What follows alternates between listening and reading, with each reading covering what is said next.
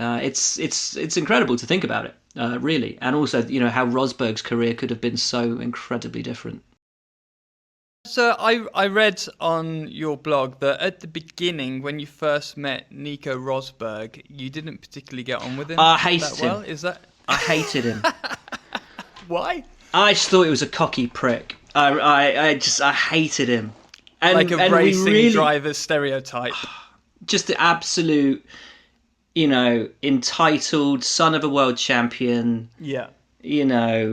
Flicking it, looking like a L'Oreal advert, flicking his hair, walking in, all that. Just I am the big I am, and I just thought, oh man, we're just not going to get on at all, and we didn't. We really didn't get on, and then it kind of came out that actually he liked to really play with people. He liked to kind of toy with you and try and wind you up. And I realised that most of the time he was just trying to wind me up. And we ended up getting on really well, actually. I don't know if it's sort of audio or visual with this, but if I move my camera up, that there's a Nico Rosberg, that's his GP2 shirt on my wall. In my office, which he signed at the end of the year. So we were getting on all right by the end of the year. We were getting on good by the end of the year. But yeah, so I really liked him in the end, and I loved the way that he raced in GP2. He was one of those drivers where you could have put a 5-penny piece on the apex of every corner, and he would have gone out, and they would have been embedded in the tyre when he came back after every lap. He was just metronomic, consistent, never faltered. He was so clean, so clinical. I really came to respect him and like him very much as a driver.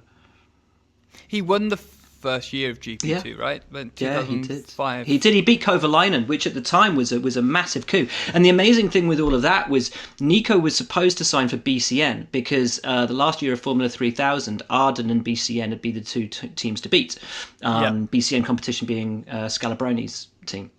Yeah, and they'd run Toccocello and guys like that, and they'd been really, really successful. And Arden was Christian Horner's team, and they'd run Dornbos and Liuzzi.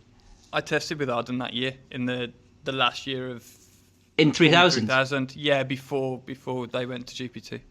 That was such a good time.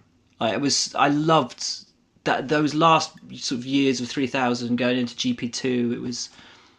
It was such a fun time. I can't believe we actually haven't. It's so crazy. Like our paths are so similar, and the fact that we've not sort of met properly is mad. But yeah. So the plum seats theoretically with the new GP2 series in 05 were Arden and BCN. Yep. And then out of nowhere, you had ASM in F3, which Fred Vasseur was running that, and then he joined a collaboration with Nicholas Tott and created ART, which, as we know, became this all-conquering force in junior single-seaters.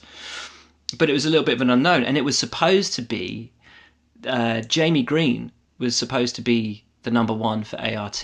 Right. But he decided instead that he was going to go to DTM, and so there was suddenly this seat at ART/ASM, and Nico chose that. Now, if Nico had gone to BCN, as he was supposed to, instead of ART, it would have looked very, very different because BCN ended up being nowhere. They ran Yoshimoto and Viso in that first year. Yeah. Who were both great drivers, by the way. But Rosberg ended up at ART, being run by Vasseur, and took that rookie championship, which no one could have foreseen. So it's one of those sliding doors moments. What if Jamie Green had taken that ART seat? Would he have got that F1 place? The year before Lewis. It's incredible to think about it, really, and also how Rosberg's career could have been so incredibly different.